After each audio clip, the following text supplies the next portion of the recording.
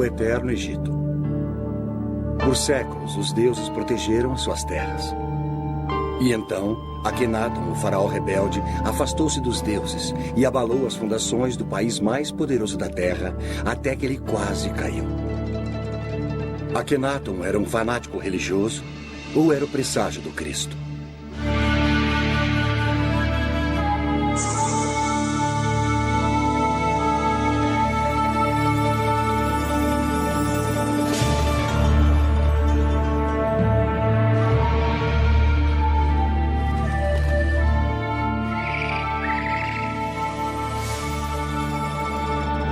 Os grandes egípcios.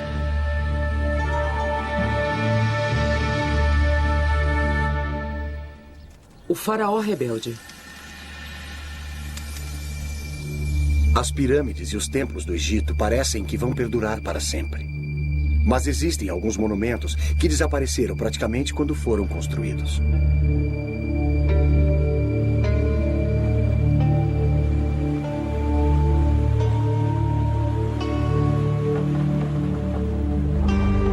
A 322 quilômetros da pirâmide de Gizé está Amarna. Sob suas areias desérticas estão os restos de um dos locais mais enigmáticos do Egito. Coisas estranhas aconteceram aqui há 3.000 anos. Nasceu uma nova religião. Um faraó desfigurado morreu. E os egiptólogos ainda estão tentando descobrir o que aconteceu.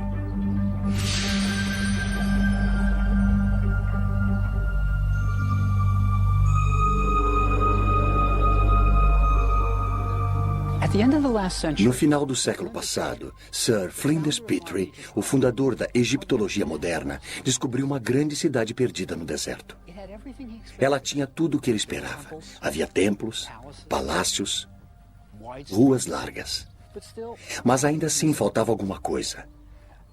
Faltava cenas do faraó golpeando seus inimigos, marchando para a batalha. Também havia cenas do faraó fazendo oferendas a centenas de deuses egípcios. Não havia deuses. Quando Petrie continuou a escavar, ficou ainda mais chocado. O faraó era mostrado desfigurado, com o rosto alongado, seios, quadris largos e coxas grandes. Durante 1000 anos, os faraós foram retratados como jovens vigorosos, musculosos, prontos para a batalha. Este faraó era retratado desfigurado. Era quase como se uma criatura de outro planeta tivesse sido deixada no deserto egípcio.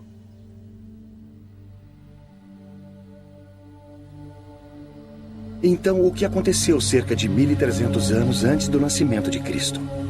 Para responder a essa pergunta, precisamos conhecer a família deste faraó rebelde.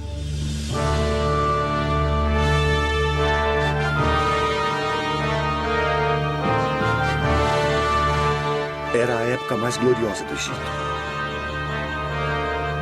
O Egito nunca tinha sido tão rico, poderoso ou estado mais certo de si. Ao longo de todo o Nilo, artífices construíam grandes templos para homenagear as centenas de deuses. Se agradassem aos deuses, o Egito prosperaria.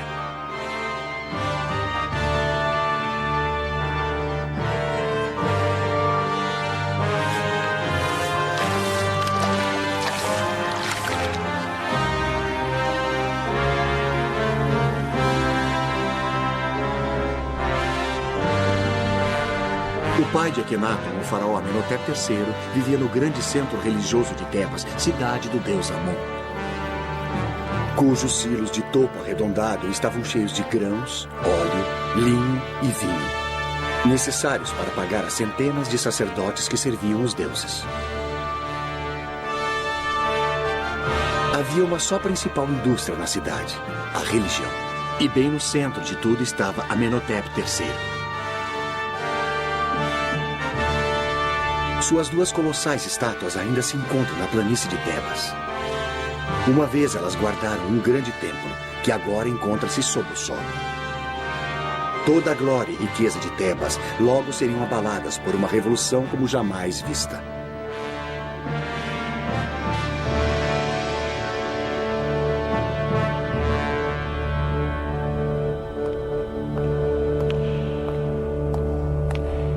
Amenhotep III comandava as coisas durante os anos de glória do Egito. Então não é de surpreender que a maior estátua do Museu do Cairo seja dele, com a sua família. Ali está Amenhotep III, e ali está sua esposa, a Rainha Ti. Eles tinham 6 filhos, e o importante era como as crianças eram tratadas. 4 eram meninas. Ali está uma delas. A estátua é uma espécie de retrato de família, e todas as 4 filhas receberam títulos importantes. Também havia um filho, Tutmoses. Ele recebeu o título de alto sacerdote de Mênfis. E havia mais um filho chamado Amenhotep, em honra ao pai. Ele não está nesta estátua. Ele não está presente em nenhum registro real. Há um verdadeiro mistério aqui. Por que a família real ignorava completamente o seu filho mais novo? Mesmo durante a sua tenra infância, parecia haver algo de errado. Talvez ele fosse apenas uma criança estranha com ideias estranhas.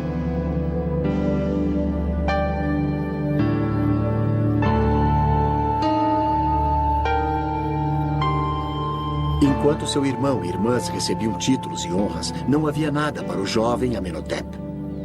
Quando o séquito real ia aos templos para fazer oferendas ao deus Amon e para comemorar os festivais, podemos imaginar o pequeno Amenhotep deixado para trás, sozinho no palácio. Até mesmo o deus Amon rejeitava o garoto.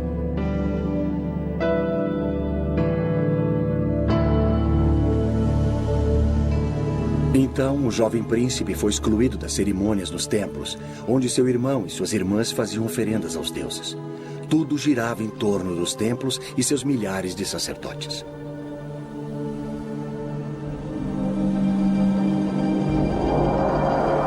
Os faraós orgulhosamente inscreviam nas paredes dos templos a quantidade de ouro, prata, gado e terras que davam para os deuses. Em um ano apenas, um faraó deu ao templo 51 quilos de ouro, 907 quilos de prata, 2.268 quilos de cobre, 25.000 jarras de vinho, incontáveis filões de pão, 300 medidas de linho fino e 12.000 acres de terras.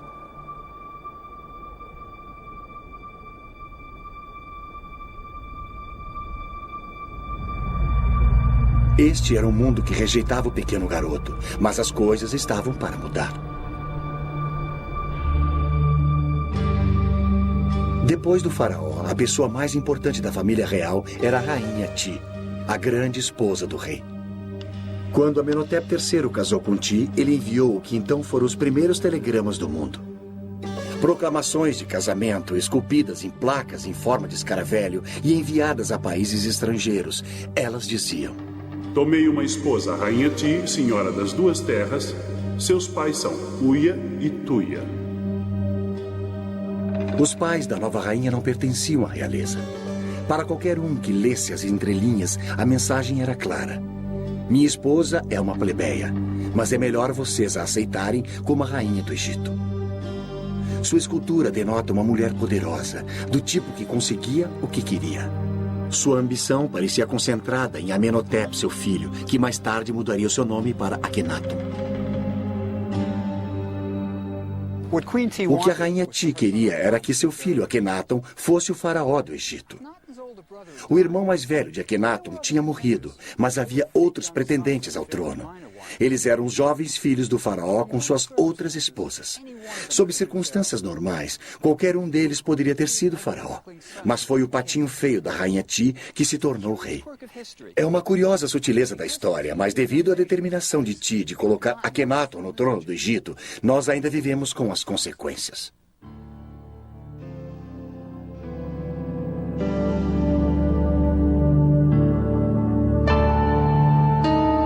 A múmia de Amenhotep III nos dá uma pista de como seu filho Akhenaton se tornou faraó. A múmia revela um homem velho, gordo e careca, com péssima saúde. Os dentes do faraó podem ter sido a causa do período mais estranho de toda a história egípcia. Eles estão em péssimas condições.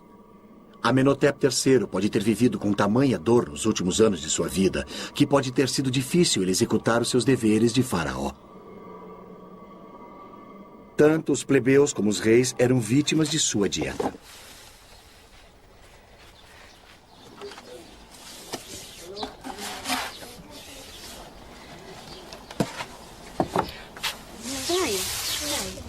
Todos os grãos do Egito eram moídos da pedra.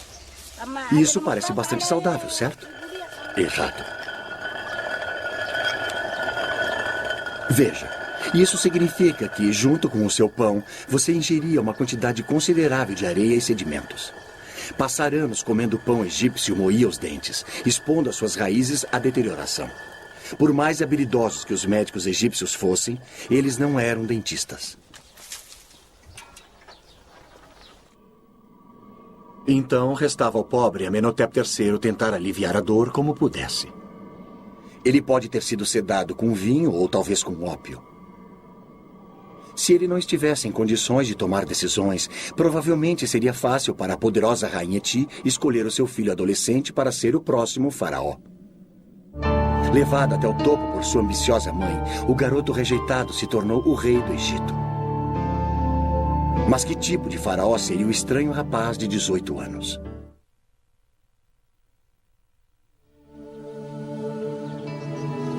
O nível de singularidade do novo faraó ficou claro nos primeiros anos do reinado de Akhenaton, quando ele começou a construir o seu próprio templo em Karnak, o centro religioso de Tebas. Karnak, na verdade, é um labirinto de templos que ocupa mais de 100 acres. Construída num período de 2000 anos, cada faraó incluiu os seus próprios monumentos para cair nas boas graças dos deuses. Quando Akhenaton fez a sua contribuição, o povo do Egito soube que algo muito estranho tinha acontecido. Ele criou um estilo artístico completamente novo e esquisito.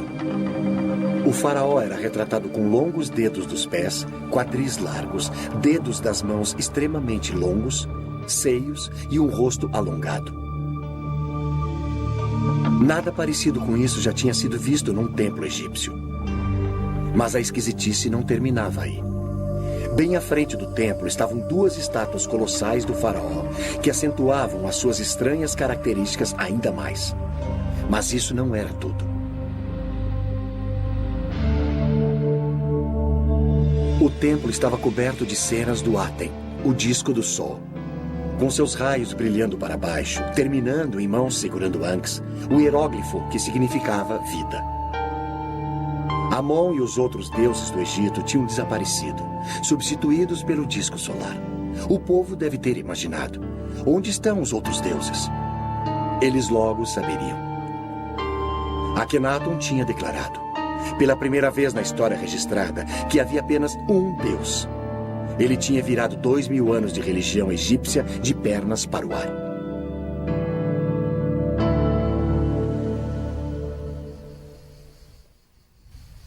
No início deste século, escavadores encontraram uma grande quantidade de blocos esculpidos que tinham sido reutilizados como enchimento na construção de um projeto de um faraó posterior. Esses blocos tornaram-se conhecidos por Talot, derivado do número arábico moderno 3, pois todos os blocos mediam cerca de 3 palmos. Com o passar dos anos, os escavadores encontraram mais de 40 mil blocos, mas faltavam tantos pedaços que ninguém conseguia reconstruir os templos.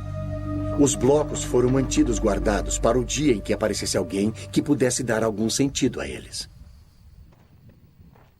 Em 1965, Ray Winfield Smith, um homem de negócios norte-americano, concebeu o plano de criar em papel o que não pôde ser montado em pedra.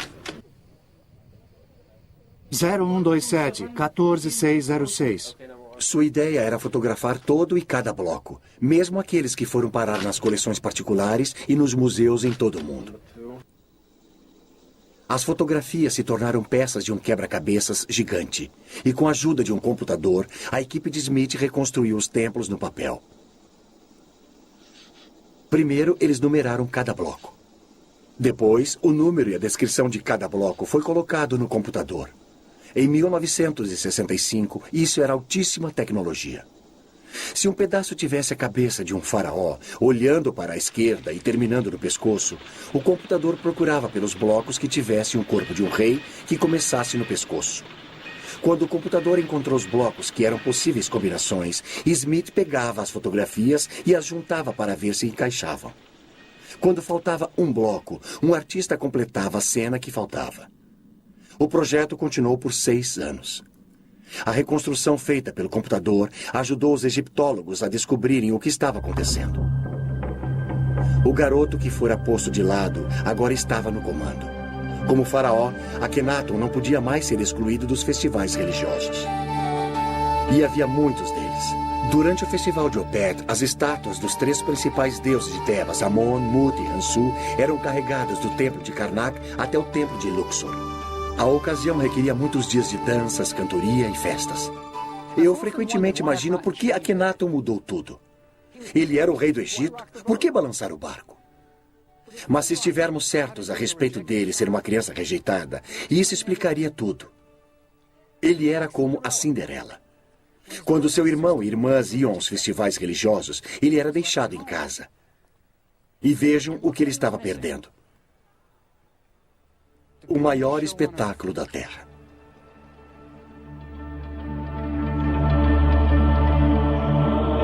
À noite, sacerdotes de cabeça raspada cantavam as suas orações para aplacar os deuses do Egito. Eu sou o pai dos pais, a mãe das mães e o touro dos 7 seres celestiais. Eu abro a minha boca para falar em meio ao silêncio. Os homens devem ter um caminho por onde trilhar.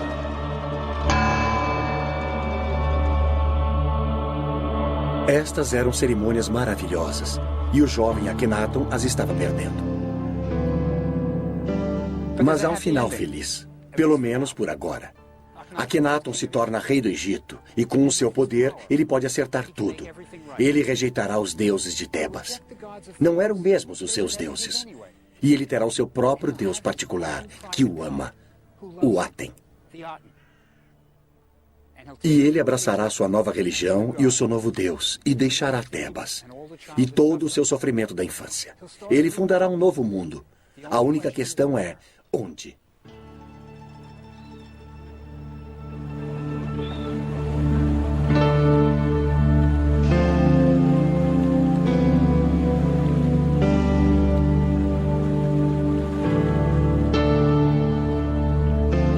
A resposta para a pergunta sobre o local onde Akhenaton deve começar a sua nova vida veio no 5º ano de seu reinado e do próprio Aten.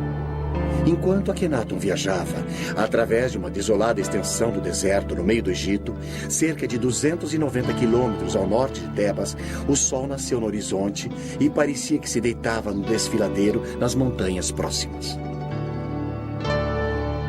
O hieróglifo, que significa horizonte, era o sol se deitando no desfiladeiro de uma montanha.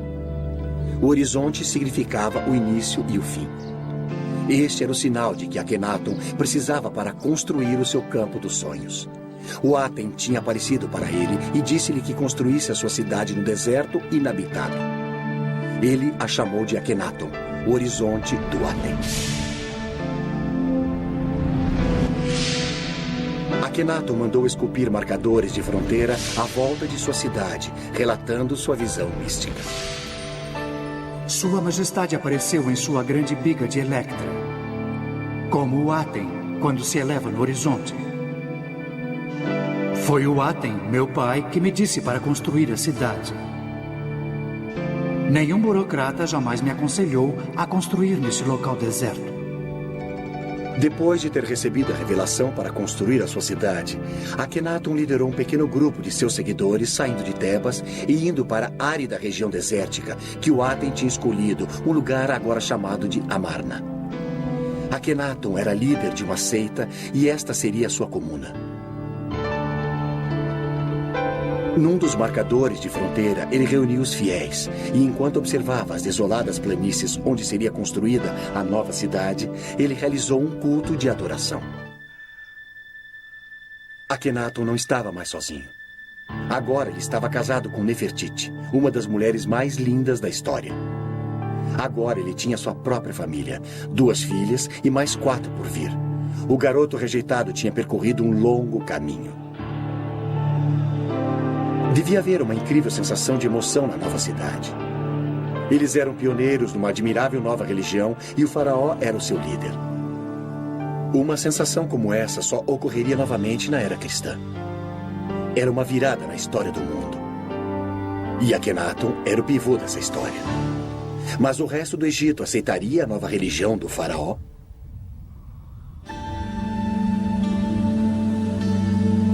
As mudanças do faraó rebelde causaram uma grande revolução. E um homem que realmente foi pego no meio da revolução religiosa foi Ramosa, o prefeito de Tebas. Ramosa tinha completado 2 paredes de sua tumba, retratando a ele, sua linda esposa e a família, no velho estilo tradicional. Todos estavam perfeitos, com cada mecha em seu devido lugar, da maneira que eles queriam por toda a eternidade. E então Akhenaton mudou tudo.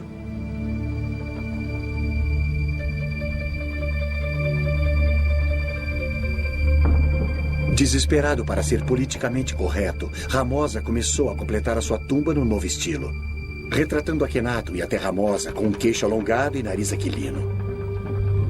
Povos de todo o Oriente Médio reverenciavam Akhenaton. Ramosa também se retratou com colares de ouro, talvez a sua recompensa por mudar para o novo deus. Ou era um suborno para manter as aparências. O velho Ramosa morreu antes de completar a sua tumba, e a procissão funerária que o enterrou foi rapidamente pintada na parede. Ramosa tinha um pé na religião antiga e um pé na nova. Você imagina o que ele pensou que iria lhe acontecer na próxima vida, ou se é que havia mesmo a próxima vida. Mas Ramosa não era o único que tinha perguntas.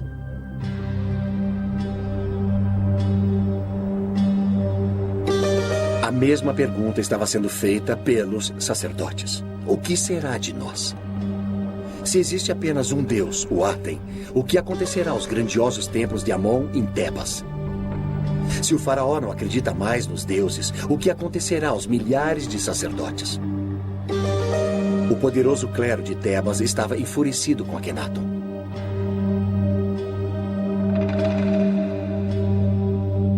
O faraó rebelde tinha declarado seus deuses extintos, tinha desertado da capital religiosa do Egito e jurou nunca mais voltar.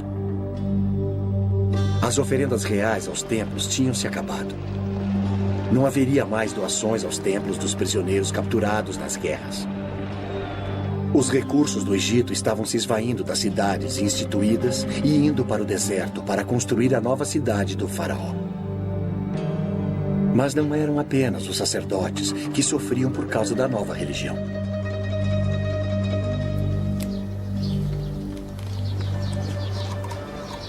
Pense em todas as indústrias que dependiam da velha religião. Os egípcios usavam amuletos, pequenas imagens dos deuses como proteção. Não mais. Os fabricantes de amuletos egípcios que esculpiam escaravelhos, pequenos besouros com as imagens dos deuses e os nomes dos reis, faliram. Os habilidosos escultores de madeira que faziam as estátuas dos deuses que adornavam as casas egípcias estavam sem trabalho.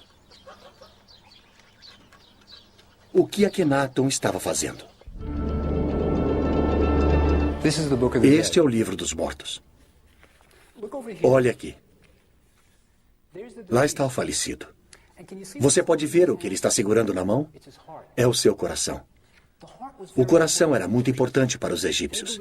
Eles acreditavam que se pensava com o coração. E isso até que faz sentido. Quando você fica emocionado, é o seu coração que bate rápido, não o seu cérebro. É por isso que no Dia dos Namorados você dá corações de chocolate e não cérebros de chocolate. E olha aqui. Estes 4 deuses, eles estão protegendo os órgãos internos do falecido. Veja, os egípcios eram ressurrecionistas. Eles acreditavam que o seu corpo literalmente se levantaria e funcionaria novamente na próxima vida. Então você tinha de ter um corpo completo, incluindo seus órgãos internos. E a viagem até o próximo mundo? Ela seria feita de barco. Agora, se você olhar aqui no final do Livro dos Mortos, ele até vem com remos mágicos para a viagem. De certo modo, este é o mapa para ir ao próximo mundo. Mas Akhenaton estava jogando fora todos os mapas velhos. Ele estava escrevendo o seu próprio mapa.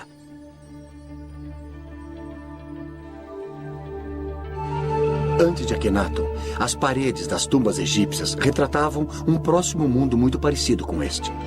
O falecido ainda está trabalhando nos campos, mas é muito melhor. Agora ele possui vestes feitas do linho branco mais fino, e você tem a sensação de que tem até ar-condicionado. Mas Akhenaton também mudou isso. Em Amarna, as paredes das tumbas não mais mostravam os mortos no próximo mundo. Essas cenas foram substituídas por retratos de Akhenaton e da família real, e frequentemente adorando o Aten. Se havia um próximo mundo, ele parecia girar em torno de Akhenaton.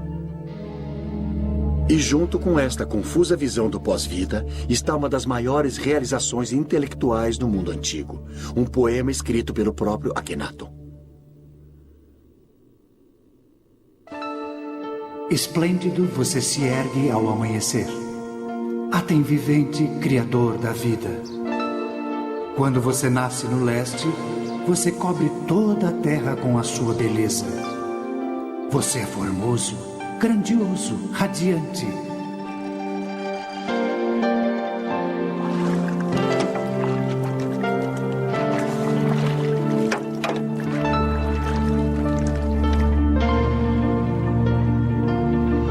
Quando você se põe no oeste, a terra fica na escuridão, como na morte.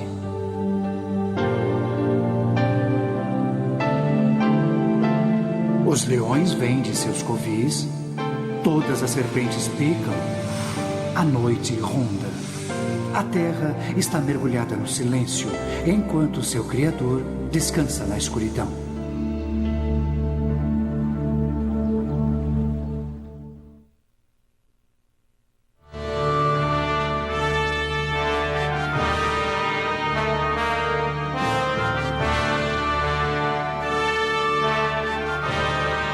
A religião não foi a única coisa que Akhenaton mudou.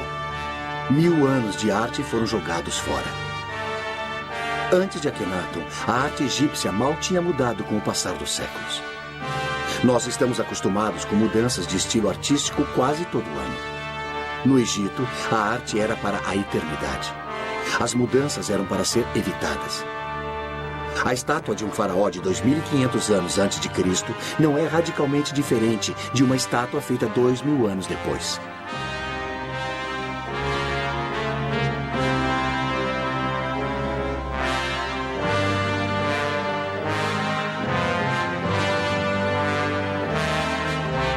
Nada mais de corpos musculosos idealizados. Akhenaton é mostrado com suas verrugas e tudo mais. O slogan da era de Akhenaton era "Vivendo na Verdade". Se o faraó fosse deformado, que fosse mostrado dessa maneira. Nem mesmo a linda Nefertiti estava isenta da nova política da verdade na arte. O famoso busto de Nefertiti é um símbolo de beleza em todo o mundo. Mas enquanto amadurecida, até ela foi retratada com uma má postura e um corpo envelhecido.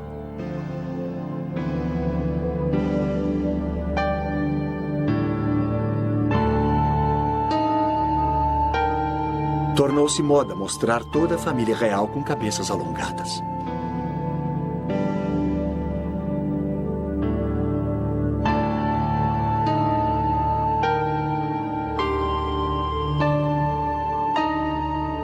A nova arte não era libertadora apenas para Akhenaton, mas dava aos artistas de Amarna uma nova liberdade.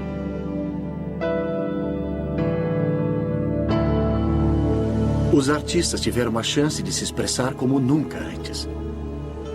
As novas cenas da família real podiam ser montadas sem preocupações com a tradição. Eles eram mostrados de maneira informal, se beijando e se tocando, fazendo refeições juntos. Nunca havia sido permitido ver a vida privada de um faraó no Antigo Egito. Mas Akhenaton o permitiu. Era como se cinegrafistas fossem convidados para filmar a rainha da Inglaterra escovando os dentes. Crescendo em Tebas, Akhenaton nunca tinha sido mostrado com sua família. Nunca fora citado nos monumentos. Agora, aqui em Amarna, ele podia sair do armário e dizer: "Me aceitem como eu sou." Pela primeira vez em sua vida, Akhenaton podia ser ele mesmo. Terminada, Amarna era um cenário teatral para comemorar o reinado de Akhenaton. O garoto rejeitado tinha percorrido um longo caminho. Sobre a estrada, uma ponte ligava o palácio à área do templo. Aqui, Akhenaton e Nefertiti apareciam diante do povo numa sacada chamada de Janela das Aparições, atirando ornamentos de ouro e outros presentes àqueles que eles queriam honrar. A cidade cresceu, chegando a mais de 10.000 habitantes. Havia barqueiros, burocratas, mercadores, artesãos, sacerdotes e suas famílias.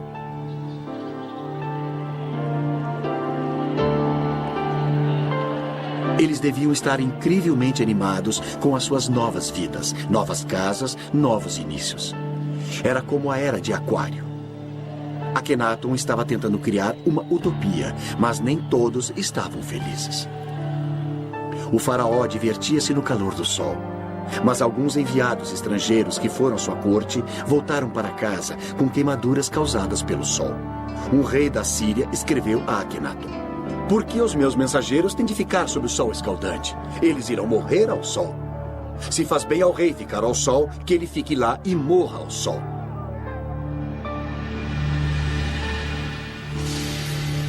Eles eram como os adoradores do sol californianos. Eu sempre penso na corte de Akhenaton com um bronzeado permanente.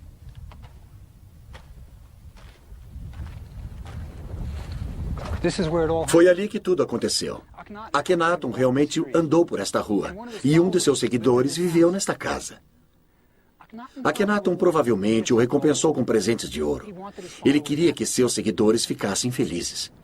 Veja, Akhenaton era como um filho de hippies dos anos 60. Ele queria que todos fossem felizes, que tudo fosse lindo, que todos amassem uns aos outros. Infelizmente, o mundo não funciona assim. Akhenaton tinha ficado isolado por tempo demais. Ele não entendia as pessoas. Ele tinha criado uma religião linda e idealista, muito adiante de seu tempo. Mas o povo simplesmente não entendeu. Eles estavam acostumados aos deuses que podiam ver, esculpidos na rocha. Deuses com lindos corpos de homens e mulheres e cabeças de animais.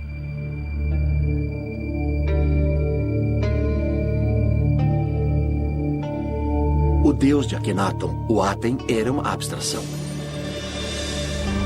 Era o princípio básico do universo, luz. Os súditos de Akhenaton simplesmente não conseguiam entender isso. Este não era um deus com o qual podiam contar na hora da necessidade. Além disso, havia um elitismo em relação à nova religião que deve ter confundido os supostos adoradores do disco. O Aten nunca lançava seus raios sobre eles, somente na família real. O Aten era o deus pessoal de Akhenaton, dando ao rei desenfreados amor e amparo. Talvez ele tenha substituído o pai que o tinha empurrado para um segundo plano. Eram Akhenaton e a sua família que adoravam o Aten. Todos os outros tinham de se contentar com a luz refletida de Akhenaton. É quase como que se a nova religião viesse em dois tamanhos, plebeu e king size. Nesta cidade sagrada no deserto, Akhenaton foi tirado do sofrimento que tinha experimentado na sua infância em Tebas. Mas ele também foi tirado da realidade. Havia problemas no paraíso. O Egito estava morrendo. Por mais de 10 anos, Akhenaton tinha vivido na sua amada Amarna, com seus pensamentos voltados para a religião e para o seu deus pessoal, o Aten. Mas ninguém ficou cuidando da loja. Era como se o presidente dos Estados Unidos tivesse mudado a sede do Congresso para o Wyoming e começasse a escrever poesias. O exército do Egito, que um dia fora grandioso, tinha enfraquecido. Os países estrangeiros não mais mandavam tributos.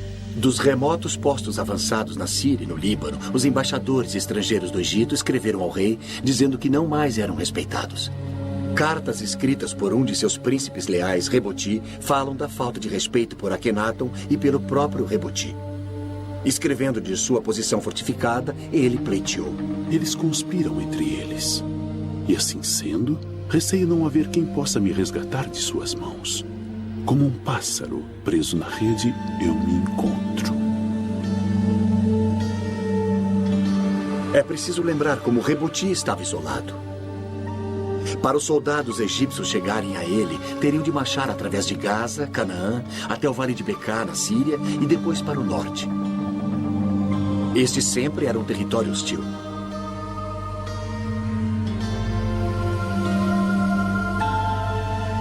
Hoje, ainda se pode ver fortes dos cruzados, construídos 2000 anos depois, remanescentes das batalhas medievais travadas lá.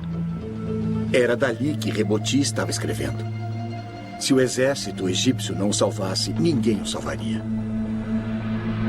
Reboti escreveu repetidas vezes, falando a Akhenaton sobre a posição enfraquecida dos egípcios e pedindo reforços. Sua última carta não foi respondida.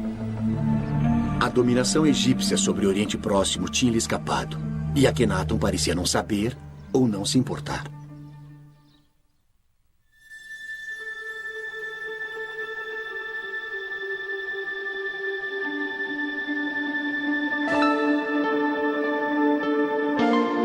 Isolado dos problemas do Egito e talvez da própria realidade, Akhenaton devia estar realmente muito feliz com seu novo Deus, sua nova família e sua nova cidade.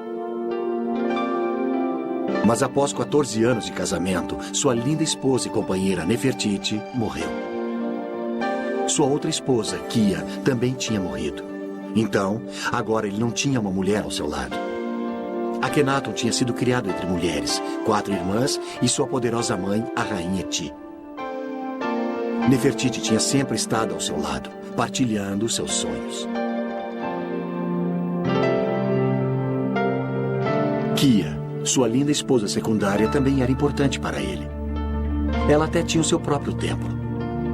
Agora, as 2 esposas estavam mortas. Akhenaton estava sozinho novamente. O grande experimento no deserto estava quase acabado. No 17º ano de seu reinado, com pouco mais de 30 anos, Akhenaton morre e desaparece da história. Algum dia saberemos o que realmente aconteceu em Amarna? Akhenaton realmente se parecia com as suas estátuas? Muitos acreditam que a única maneira de sabermos será com a descoberta da múmia de Akhenaton. É exatamente isso que alguns egiptólogos acham que aconteceu em janeiro de 1907. De todas as múmias reais descobertas, nenhuma causou mais controvérsia do que aquela encontrada na tumba 55 do Vale dos Reis. No início do século, Theodore Davis, um rico americano que fazia escavações no Egito, descobriu uma tumba onde um sepultamento da época de Amarna tinha sido realizado. Essa tumba claramente não fora concluída e o sepultamento fora apressado. Painéis de madeira dourada estavam deitados no chão e contra a parede. Elas traziam a imagem danificada de Akhenaton adorando o disco solar e o nome da rainha Ti.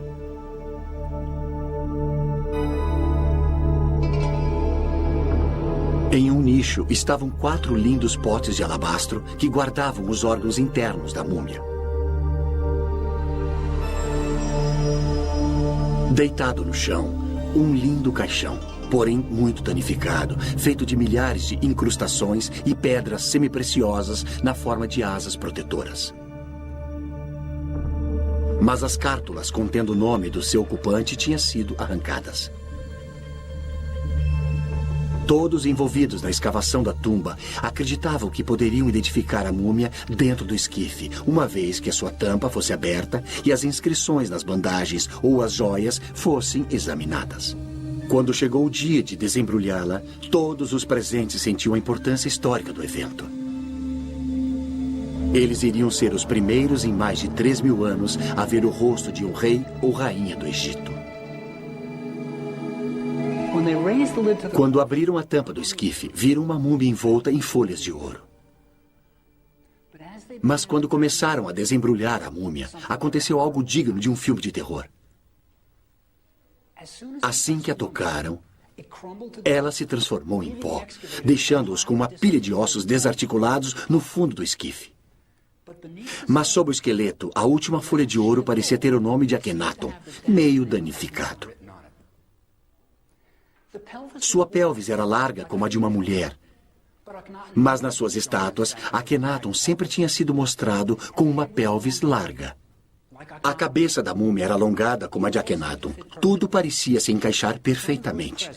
Alguns dos presentes estavam absolutamente convencidos de que tinham encontrado a múmia de Akhenaton. Mas ainda hoje a identidade da múmia da tumba 55 é um mistério. A palavra final do porquê Akhenaton e a família real eram mostrados deformados pode ser dada agora por um grupo de cientistas que estuda uma doença chamada Síndrome de Marfan, um defeito genético que danifica o tecido conjuntivo do corpo. Abraham Lincoln provavelmente sofria da Síndrome de Marfan. Alguns de seus sintomas são rosto alongado, queixo protuberante, dedos das mãos e dos pés alongados e olhos estranhos. Parece com um faraó que você conhece? E se Akhenaton era portador desse defeito genético, cada uma de suas filhas teria uma chance de 50% de herdá-lo. E isso pode explicar por que todos são mostrados com sintomas semelhantes.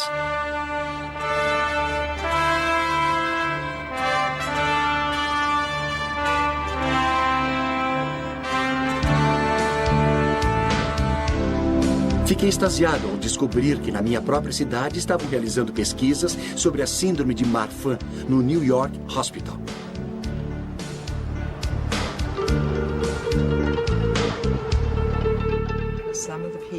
A doutora Jessica Davis é uma das maiores especialistas do mundo na síndrome de Marfan.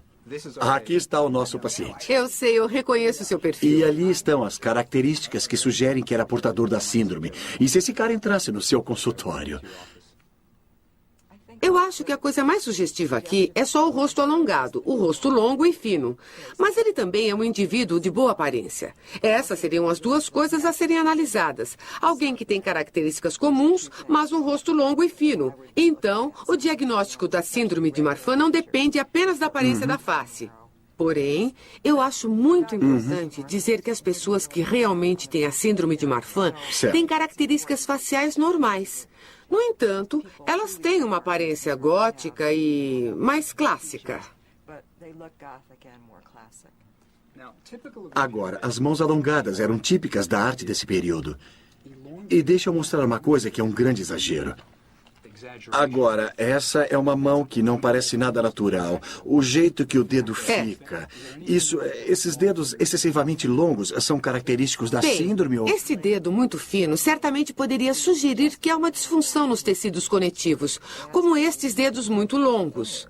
E o que você pode ver aqui é que está um pouco deslocado, parece flexível. Agora, deixa eu lhe mostrar um pé. Antes de mais nada, esses são membros muito finos. A mão e o braço são sugestivos. O tornozelo certamente é sugestivo. E este é um pé muito longo e elegante com dedos longos. Quero dizer, é algo que mediríamos no diagnóstico clínico de um portador da síndrome de Marfan. Então, sim, é muito sugestivo. Por causa da face, das mãos, dos pés, o corpo, a estrutura do esqueleto, você mandaria este homem fazer um exame para ver se ele tem Marfan? Você... Se faria mais alguma coisa? Sim, mandaria fazer um ecocardiograma. E você mandaria fazer o exame? Sim. Eu acho essa história fascinante. A tese parece bem razoável. Vale a pena checar a hipótese e dar uma olhada nos outros membros de sua família. Ótimo. Seria muito interessante. Mesmo na morte, Akhenaton se rebelou contra as tradições do Egito, rejeitando este local onde seus ancestrais tinham sido enterrados. Para sua tumba, ele escolheu um vale remoto em Amarna. Se parece com o Vale dos Reis, onde seu pai foi enterrado. Talvez a criança que existia nele ainda procurasse por aceitação. Em sua tumba, o mais original pensador religioso que o mundo antigo já tinha visto foi colocado para descansar. Ele tinha vislumbrado o monoteísmo de Moisés e a tranquilidade e a esperança de Cristo bem antes que o povo do Antigo Egito fosse capaz de aceitá-lo. Logo após a sua morte, os seus seguidores de Amarna, incapazes de compreender o que o seu faraó pregava, abandonaram a cidade e voltaram a Tebas e aos deuses familiares. O nome de Akhenaton, rotulado como herege, seria apagado dos monumentos do Egito. Seu filho, um jovem faraó chamado Tutankhamon, é que o mundo todo conheceria. A ousada experiência no deserto tinha terminado. A cidade de Amarna voltou à areia. James Breasted, o egiptólogo norte-americano, disse de Akhenaton: Morreu com ele um espírito que o mundo nunca tinha visto antes. Uma alma corajosa, destemidamente enfrentando o impulso da tradição imemorial. Esse homem, que numa era tão remota e sob condições tão adversas, tornou-se o primeiro idealista e o primeiro indivíduo do mundo. Uma imagem forte, mas com muita verdade.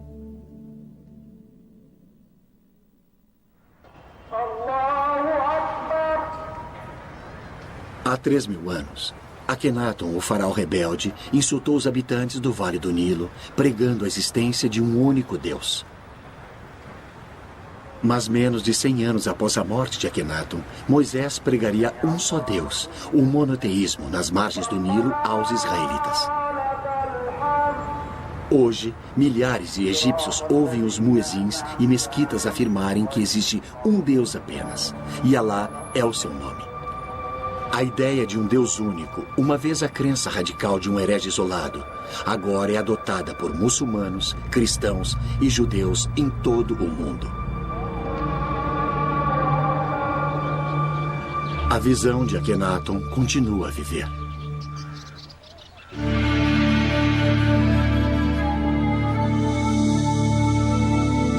Versão brasileira, Tempo Filmes, São Paulo.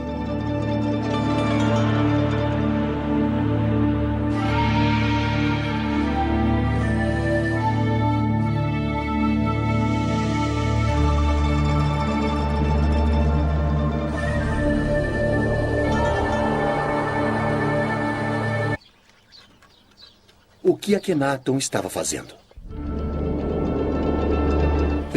Este é o livro dos mortos. Olha aqui. Lá está o falecido. Você pode ver o que ele está segurando na mão? É o seu coração.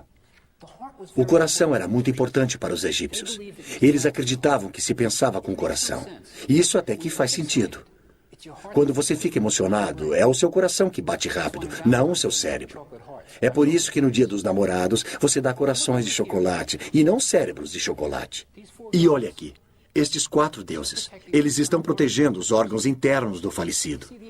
Veja, os egípcios eram ressurrecionistas. Eles acreditavam que o seu corpo literalmente se levantaria e funcionaria novamente na próxima vida. Então, você tinha de ter um corpo completo, incluindo seus órgãos internos. E a viagem até o próximo mundo? Ela seria feita de barco. Agora, se você olhar aqui no final do Livro dos Mortos, ele até vem com remos mágicos para a viagem.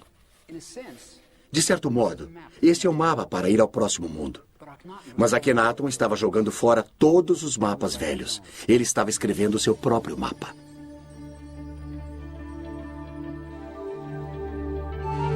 Antes de Akhenaton, as paredes das tumbas egípcias retratavam um próximo mundo muito parecido com este. O falecido ainda está trabalhando nos campos, mas é muito melhor. Agora ele possui vestes feitas do linho branco mais fino, e você tem a sensação de que tem até ar-condicionado. Mas Akhenaton também mudou isso. Em Amarna, as paredes das tumbas não mais mostravam os mortos no próximo mundo. Essas cenas foram substituídas por retratos de Akhenaton e da família real. E frequentemente adorando o Aten. Se havia um próximo mundo, ele parecia girar em torno de Akhenaton. E junto com esta confusa visão do pós-vida, está uma das maiores realizações intelectuais no mundo antigo. Um poema escrito pelo próprio Akhenaton. Esplêndido você se ergue ao amanhecer. Atem vivente, criador da vida. Quando você nasce no leste, você cobre toda a terra com a sua beleza. Você é formoso, grandioso, radiante.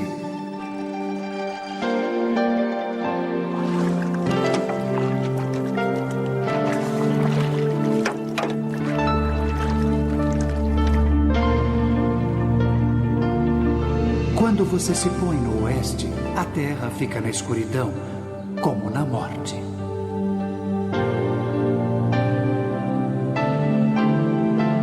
Os leões vêm de seus covis. Sido sedado com vinho ou talvez com ópio. Se ele não estivesse em condições de tomar decisões, provavelmente seria fácil para a poderosa rainha Ti escolher o seu filho adolescente para ser o próximo faraó. Levado até o topo por sua ambiciosa mãe, o garoto rejeitado se tornou o rei do Egito. Mas que tipo de faraó seria o estranho rapaz de 18 anos?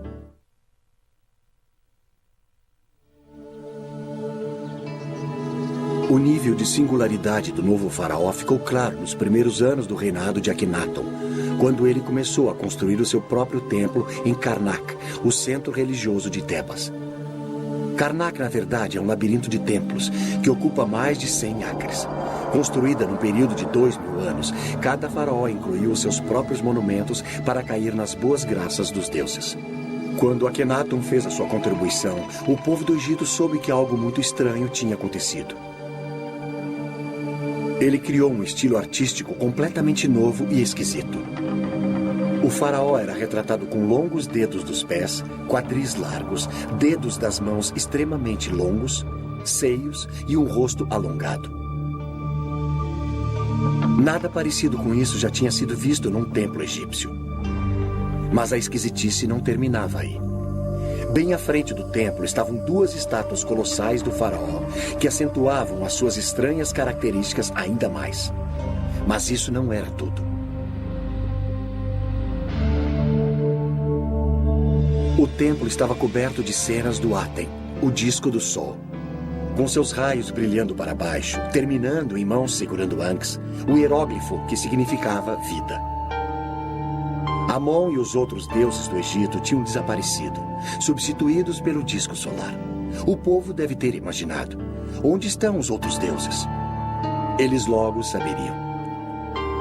Akhenaton tinha declarado, pela primeira vez na história registrada, que havia apenas um Deus. Ele tinha virado 2000 anos de religião egípcia de pernas para o ar.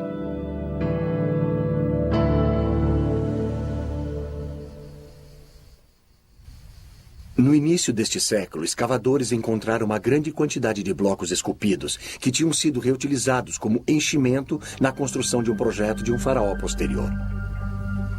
Esses blocos tornaram-se conhecidos por Talot, derivado do número arábico moderno 3, pois todos os blocos mediam cerca de 3 palmos.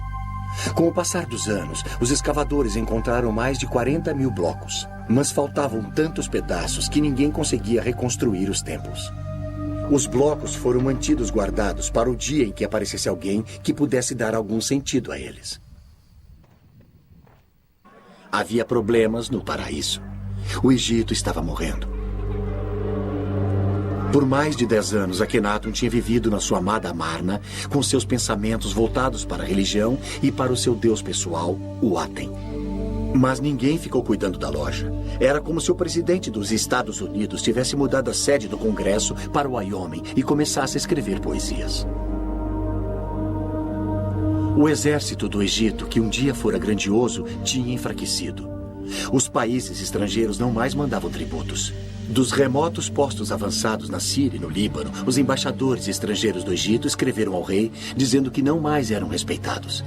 Cartas escritas por um de seus príncipes leais, Reboti, falam da falta de respeito por Akhenaton e pelo próprio Reboti.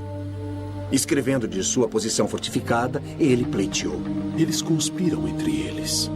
E assim sendo, receio não haver quem possa me resgatar de suas mãos. Como um pássaro preso na rede, eu me encontro. É preciso lembrar como Reboti estava isolado. Para os soldados egípcios chegarem a ele, teriam de marchar através de Gaza, Canaã, até o Vale de Beká, na Síria, e depois para o norte. Este sempre era um território hostil.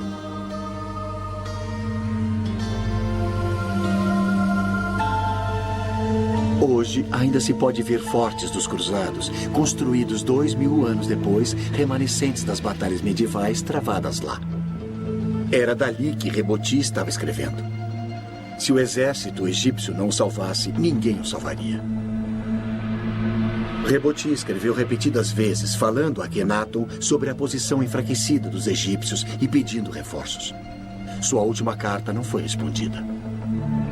A dominação egípcia sobre o Oriente Próximo tinha lhe escapado, e Akhenaton parecia não saber ou não se importar.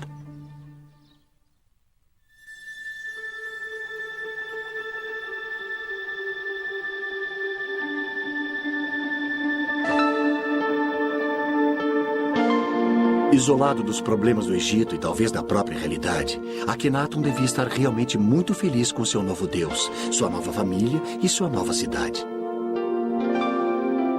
Mas após 14 anos de casamento, sua linda esposa e companheira Nefertiti morreu. Sua outra esposa, Kia, também tinha morrido. Então, agora ele não tinha uma mulher ao seu lado. Akhenaton tinha sido criado entre mulheres, 4 irmãs e sua poderosa mãe, a rainha Ti. Nefertiti tinha sempre estado ao seu lado, partilhando seus sonhos. Kia, sua linda esposa secundária, também era importante.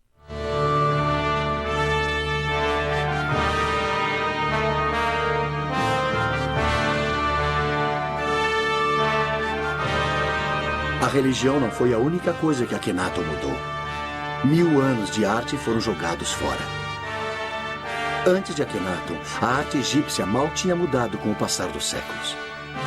Nós estamos acostumados com mudanças de estilo artístico quase todo ano. No Egito, a arte era para a eternidade. As mudanças eram para ser evitadas. A estátua de um faraó de 2500 anos antes de Cristo não é radicalmente diferente de uma estátua feita 2000 anos depois.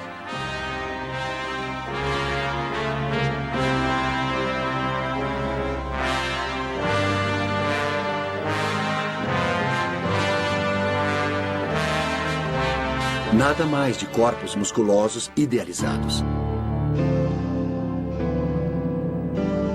Akhenaton é mostrado com suas verrugas e tudo mais. O slogan da era de Akhenaton era Vivendo na Verdade. Se o faraó fosse deformado, que fosse mostrado dessa maneira. Nem mesmo a linda Nefertiti estava isenta da nova política da verdade na arte. O famoso busto de Nefertiti é um símbolo de beleza em todo o mundo. Mas enquanto amadurecida, até ela foi retratada com uma má postura e um corpo envelhecido.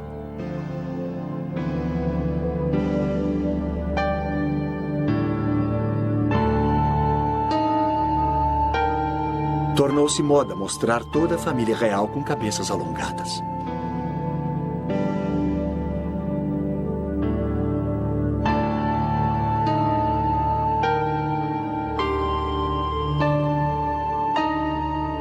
A nova arte não era libertadora apenas para Akhenaton, mas dava aos artistas de Amarna uma nova liberdade.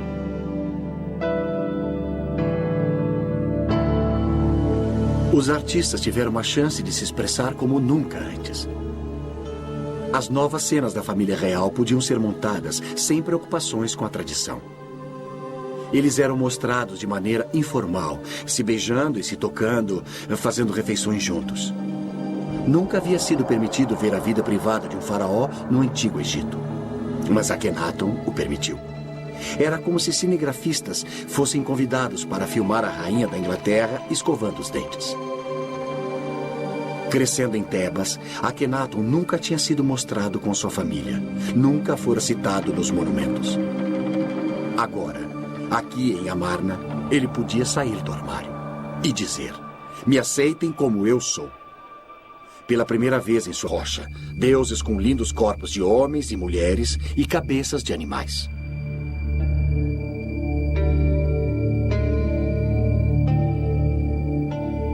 O deus de Akhenaton, o Aten, era uma abstração. Era o princípio básico do universo, luz. Os súditos de Akhenaton simplesmente não conseguiam entender isso. Este não era um deus com o qual podiam contar na hora da necessidade. Além disso, havia um elitismo em relação à nova religião que deve ter confundido os supostos adoradores do disco. O Aten nunca lançava seus raios sobre eles, somente na família real. O Aten era o deus pessoal de Akhenaton, dando ao rei desenfreados amor e amparo. Talvez ele tenha substituído o pai que o tinha empurrado para um segundo plano. Eram Akhenaton e a sua família que adoravam o Aten. Todos os outros tinham de se contentar com a luz refletida de Akhenaton. É quase como que se a nova religião viesse em 2 tamanhos, plebeu e king size. Nesta cidade sagrada no deserto, Akhenaton foi tirado do sofrimento que tinha experimentado na sua infância em Tebas. Mas ele também foi tirado da realidade. Havia problemas no paraíso. O Egito estava morrendo. Por mais de 10 anos, Akhenaton tinha vivido na sua amada Amarna, com seus pensamentos voltados para a religião e para o seu deus pessoal, o Aten.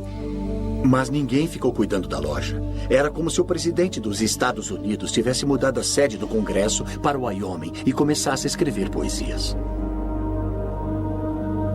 O exército do Egito, que um dia fora grandioso, tinha enfraquecido. Os países estrangeiros não mais mandavam tributos.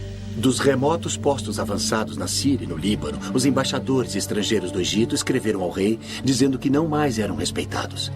Cartas escritas por um de seus príncipes leais, Reboti, falam da falta de respeito por Akhenaton e pelo próprio Reboti. Escrevendo de sua posição fortificada, ele pleiteou. Eles conspiram entre eles. E assim sendo, receio não haver quem possa me resgatar de suas mãos. Como um pássaro preso na rede, eu me encontro. É preciso lembrar como Reboti estava isolado. Para os soldados egípcios chegarem a ele, teriam de marchar através de Gaza, Canaã, até o Vale de Beká, na Síria, e depois para o norte. Este sempre era um território hostil.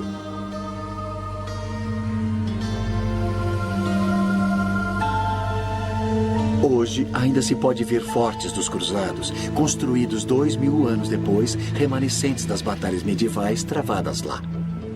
Era dali que Reboti estava escrevendo. Desfigurado morreu, e os egiptólogos ainda estão tentando descobrir o que aconteceu.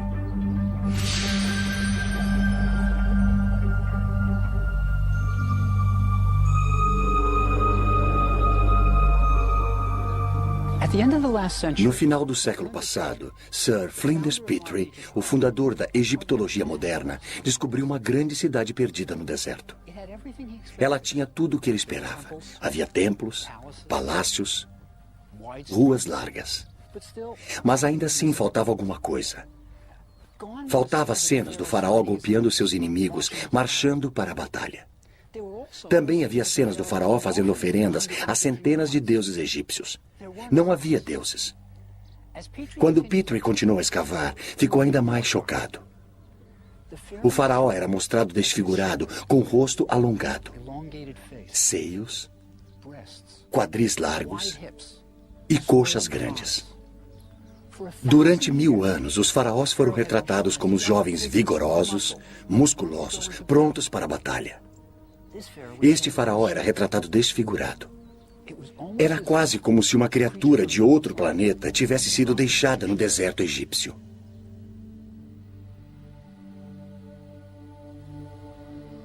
Então, o que aconteceu cerca de 1300 anos antes do nascimento de Cristo? Para responder a essa pergunta, precisamos conhecer a família deste faraó rebelde.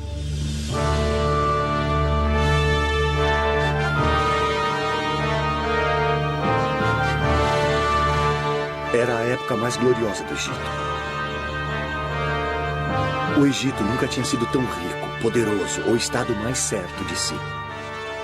Ao longo de todo o Nilo, artífices construíam grandes templos para homenagear as centenas de deuses. Se agradassem aos deuses, o Egito prosperaria.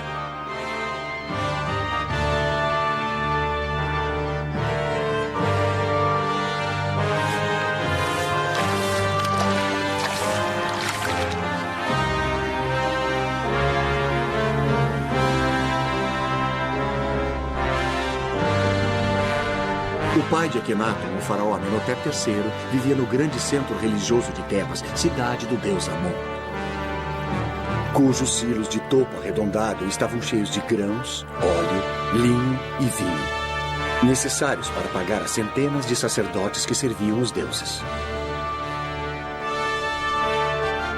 Havia uma só principal indústria na cidade, a religião. E bem no centro de tudo estava Amenhotep III. Suas duas colossais estátuas ainda se encontram na planície. A questão é, onde?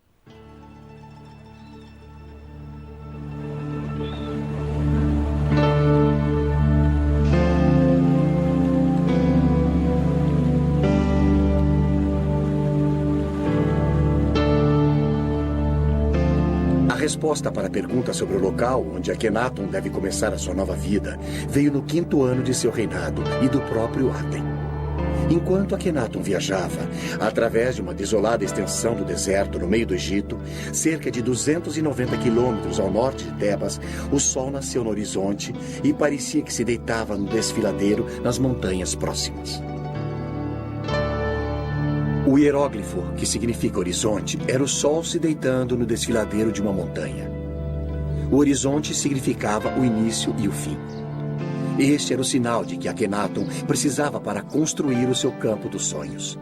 O Aten tinha aparecido para ele e disse-lhe que construísse a sua cidade no deserto inabitado. Ele a chamou de Akhenaton, o horizonte do Aten. Akhenaton mandou esculpir marcadores de fronteira à volta de sua cidade, relatando sua visão mística. Sua Majestade apareceu em sua grande biga de Electra, como o Aten, quando se eleva no horizonte. Foi o Aten, meu pai, que me disse para construir a cidade. Nenhum burocrata jamais me aconselhou a construir nesse local deserto. Depois de ter recebido a revelação para construir a sua cidade, Akhenaton liderou um pequeno grupo de seus seguidores saindo de Tebas e indo para a árida região desértica que o Aten tinha escolhido, um lugar agora chamado de Amarna. Akhenaton era líder de uma seita e esta seria a sua comuna. Num dos marcadores de fronteira, ele reuniu os fiéis e, enquanto observava as desoladas planícies onde seria construída a nova cidade, ele realizou um culto de adoração. Akhenaton não estava mais sozinho. Agora ele estava casado com Nefertiti, uma das mulheres mais lindas da história. Agora ele tinha sua própria família, 2 filhas e mais 4 por vir. O garoto rejeitado tinha percorrido um longo caminho. Devia haver uma incrível sensação de emoção na nova cidade. Eles eram pioneiros numa admirável nova religião e o faraó era o seu líder. Uma sensação como essa só ocorreria novamente na era cristã. Era uma virada na história do mundo. E Akhenaton era o pivô dessa história. Mas o resto do Egito aceitaria a nova religião do faraó?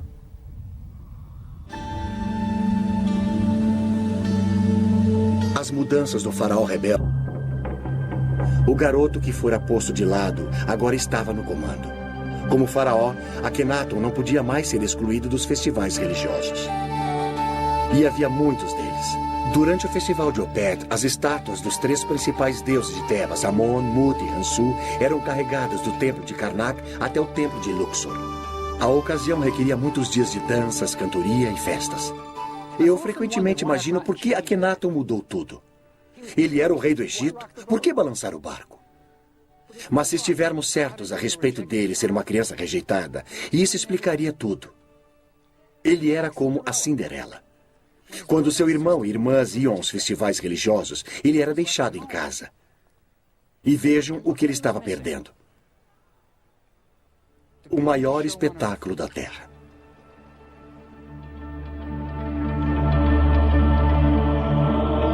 À noite, sacerdotes de cabeça raspada cantavam as suas orações para aplacar os deuses do Egito.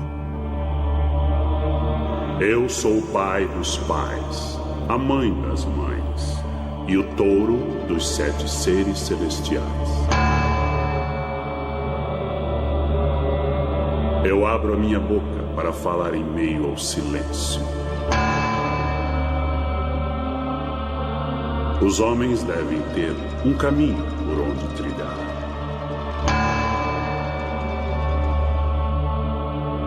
Estas eram cerimônias maravilhosas, e o jovem Akhenaton as estava perdendo. Mas há um final feliz, pelo menos por agora. Akhenaton se torna rei do Egito, e com o seu poder, ele pode acertar tudo. Ele rejeitará os deuses de Tebas. Não eram mesmos os seus deuses. E ele terá o seu próprio Deus particular, que o ama, o Aten. E ele abraçará sua nova religião e o seu novo Deus, e deixará Tebas, e todo o seu sofrimento da infância. Ele fundará um novo mundo. A única questão é, onde?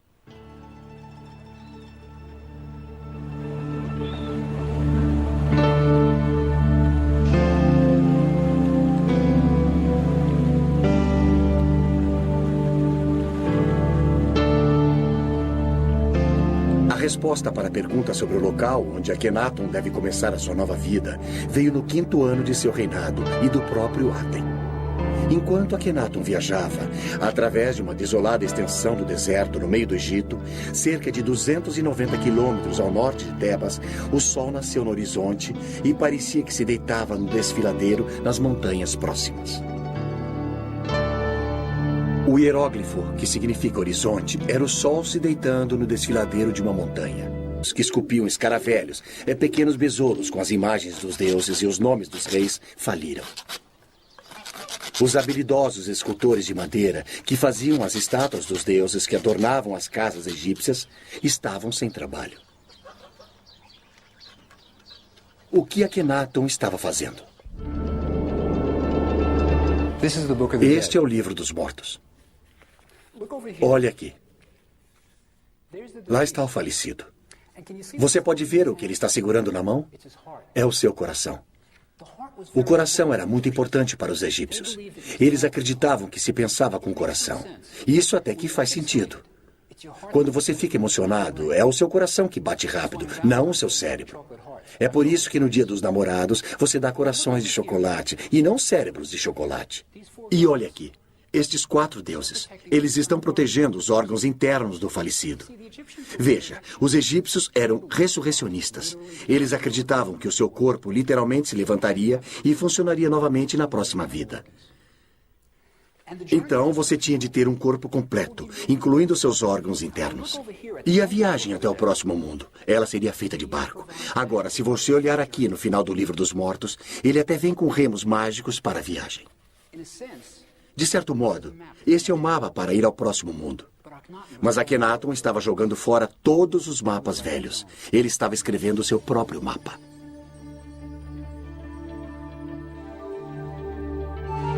Antes de Akhenaton, as paredes das tumbas egípcias retratavam um próximo mundo muito parecido com este.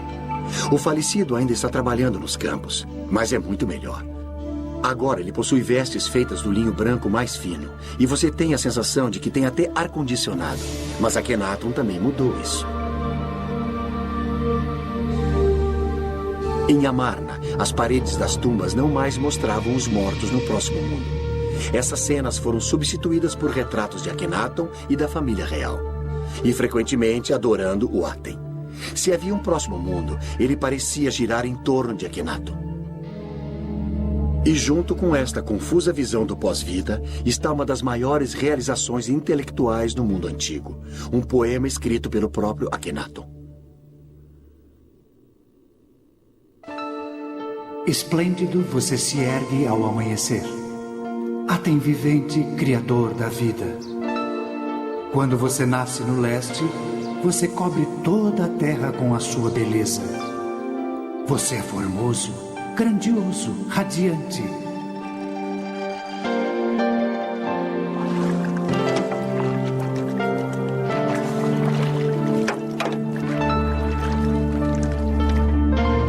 Mas não mais mostravam os mortos no próximo mundo. Essas cenas foram substituídas por retratos de Akhenaton e da família real. E frequentemente adorando o Aten. Se havia um próximo mundo, ele parecia girar em torno de Akhenaton. E junto com esta confusa visão do pós-vida, está uma das maiores realizações intelectuais no mundo antigo. Um poema escrito pelo próprio Akhenaton. Esplêndido você se ergue ao amanhecer. Aten vivente, criador da vida. Quando você nasce no leste, você cobre toda a terra com a sua beleza. Você é formoso, grandioso, radiante.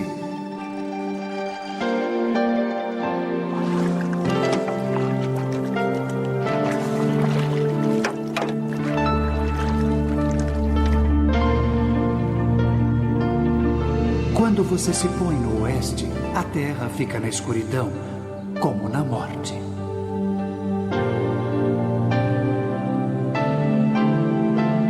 Os leões vêm de seus covis, todas as serpentes picam, a noite ronda. A terra está mergulhada no silêncio, enquanto seu Criador descansa na escuridão.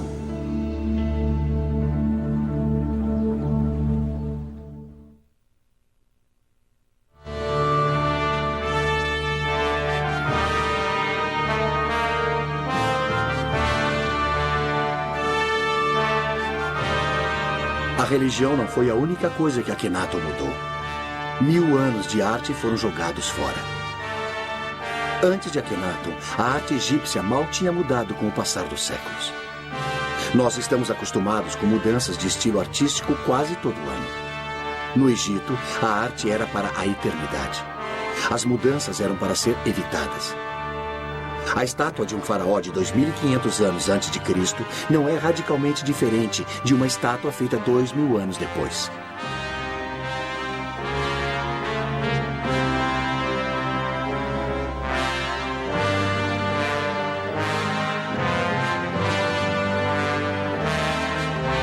Nada mais de corpos musculosos idealizados. Akhenaton é mostrado com suas verrugas e tudo mais.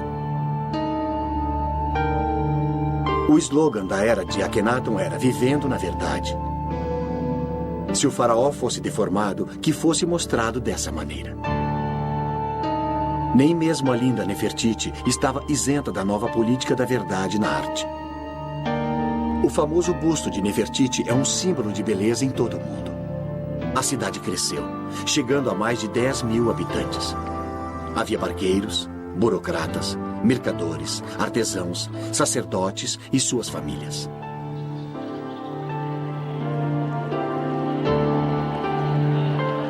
Eles deviam estar incrivelmente animados com as suas novas vidas, novas casas, novos inícios.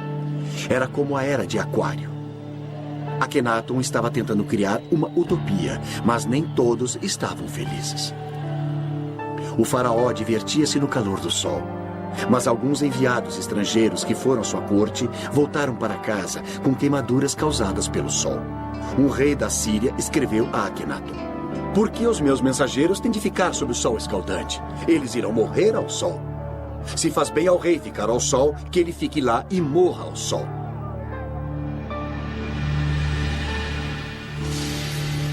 Eles eram como os adoradores do sol californianos. Eu sempre penso na corte de Akhenaton com um bronzeado permanente.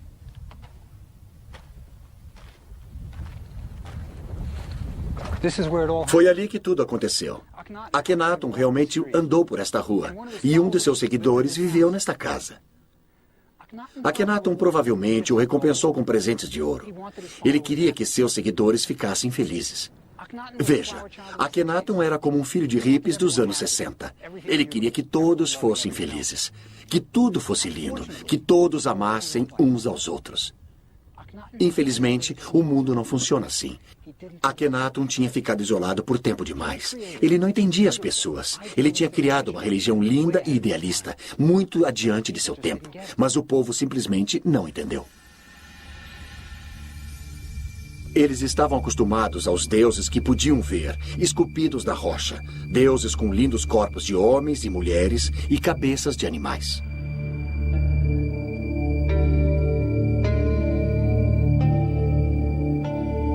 O deus de Akhenaton, o Aten, era uma abstração.